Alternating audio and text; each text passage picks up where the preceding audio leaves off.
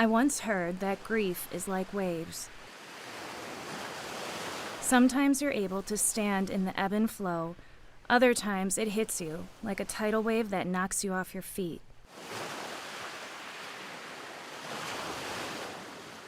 Though it's the most universal human emotion, it often feels lonely and isolating. The one thing we know is that connection and hearing someone else's story can help us heal.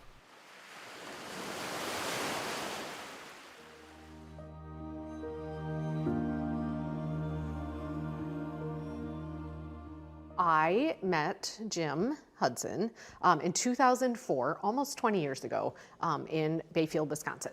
And he introduced me to ice fishing. And then 2013, he was guiding clients on Lake Superior.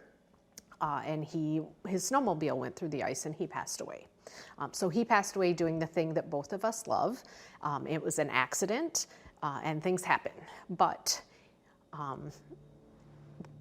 the craziest thing is, the thing that took him from me is also the thing that helped me heal.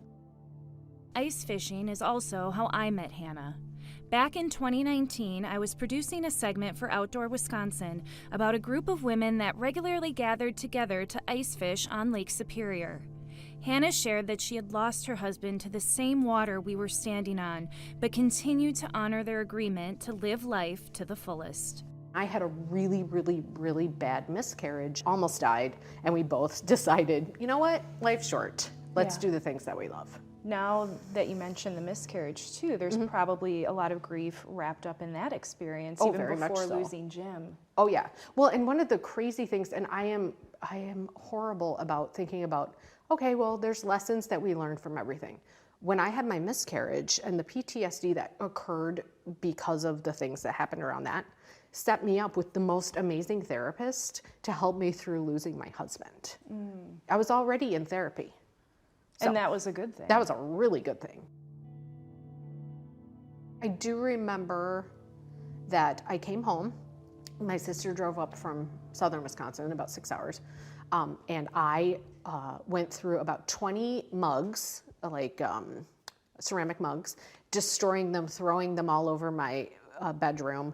Plates, I broke almost every plate and mug in the house, just in my bedroom. I destroyed a door. I did a lot of property damage in my bedroom because I was very angry, but I wasn't going to show the world about it, of how absolutely heartbroken. Yes, obviously I'm heartbroken, but I was breaking things. How do you describe grief? As individual as a fingerprint. Because it is different for every single person. It doesn't matter. There's frameworks for it. They call them grief frameworks. And there's lots of different names for them. But the most important thing is it is personal to you. It is weird and can be terrifying, and sad isn't the right word. But it's yours, and whatever you're doing is okay. That's interesting you say sad isn't the right word, because I think that's the first word people often think of with grief. Well, grief is me being sad about someone dying or losing something. Yeah, and it's not that at all.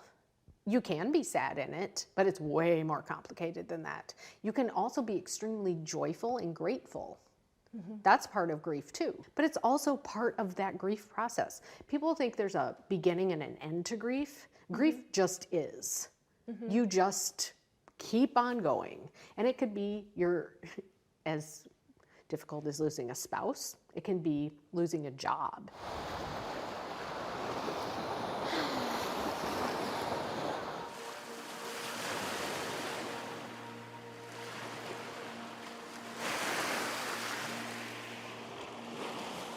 I wanted us to come out here. Yes. On the lake, on the water, because I know how important water is to you. Yes. And to your healing process. Yes. So tell me how water has supported you throughout your life. So water to me is really healing because it shows change. You can go years and that same body of water is there, but it has changed over the seasons. So whether you're looking at it as seasons, whether it's frozen up, it's thawing, it's muddy, it's clear, it's blue. It's always there, but it's always different. So, you know, from a high concept point of view, for me, water's always changing. From an actual practical standpoint, being out on the water has been hugely helpful to me. Whether it's canoeing, kayaking, fishing, ice fishing, just watering, like just wandering in the water. Yeah. Watering myself is all I almost said. Yeah. But I just like being in it. I've been like that since I was a kid, but really if I see a body of water and I can get in it, I will. Yeah. Whether I have appropriate clothing or not, I'll probably end up somehow walking in that water. Yeah. At the beginning of this, I didn't understand the concept of self-forgiveness. Through all of this, what I've learned is no matter what mistakes you may perceive you've made along the grief process, they're not mistakes. They're just how you do it.